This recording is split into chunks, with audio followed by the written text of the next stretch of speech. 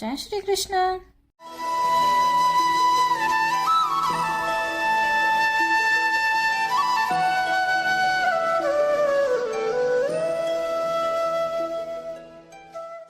ఈరోజు వీడియోలో రథసప్తమి అంటే ఏమిటి, రథసప్తమి విశిష్టత, ఆ రోజు ఏం చేయాలో అన్నది ఈ వీడియోలో తెలుసుకుందాం.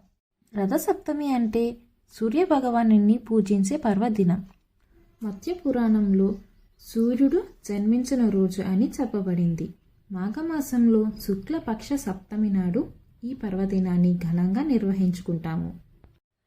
సూర్యుడి 7 కిరణాలు 7 గుర్రాలుగా మారి ఒక చక్రం ఉన్న రథాన్ని అనురుడు అనే సారథి రథాన్ని విశ్రాంతి లేకుండా పనిచేస్తున్న రథానికి ప్రాధాన్యతను ఇస్తూ సూర్యుడి జన్మదినాన ఆయన పేరుతో కాకుండా రథసప్తమి అని పిలుస్తారు. ఉదయం బ్రహ్మస్వరూపం, మధ్యాహ్నం మహేశ్వర రూపం, సాయంత్రం సదా విష్ణు రూపం. శ్రీ సూర్యనారాయణమూర్తి. శ్రీం క్లీం గ్లీం హరినారాయణమూర్తి.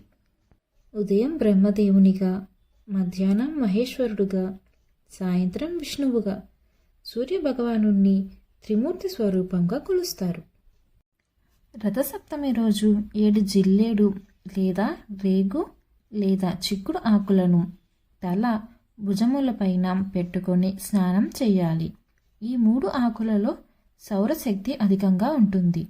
సూర్యుడిని అర్కహ అనే పేరు ఉన్నవాడు. జిల్లేడు ఆకుకి అర్కపత్రం అని పేరు కూడా. సూర్యుడికి ప్రీతికరమైన రోజు ఆదివారం.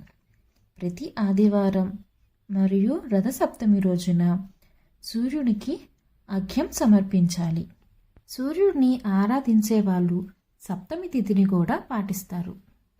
2 అరచేతులతో నీటిని తీసుకొని తూర్పు దిక్కుకు నిల్చొని సూర్యుని చూస్తూ నీటిని కిందకి వదలాలి. ఈ కింది శ్లోకాన్ని కానీ 12 నామాలు కానీ చదివి అర్ఘ్యం సమర్పించవచ్చు. శ్లోకం.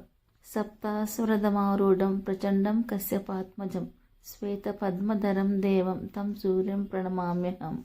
12 నామాలు.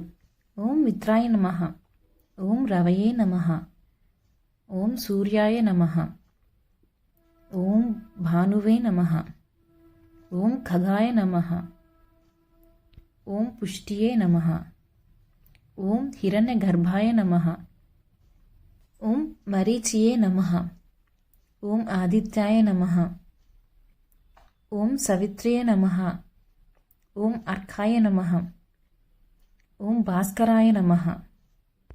సూర్యుడికి నివేదనగా బియ్యంతో కానీ గోధుమ రవ్వతో కానీ ఆవు పాలతో పాయసం చేసి ఆరు బయట తులసి చెట్టు వద్ద సూర్యకిరణాలు పడేలాగా దీపారాధన చేసి చిక్కుడు ఆకులలో వండిన పాయసాన్ని ఉంచి సూర్యభగవానుడికి నివేదన చేస్తారు. మరికొందరు చిక్కుడు కాయలతో రథాన్ని చేసి పూజ చేస్తారు.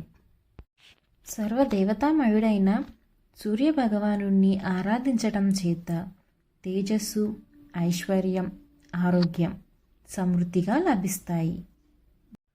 ఓం నమో సూర్యనారాయణాయ నమః.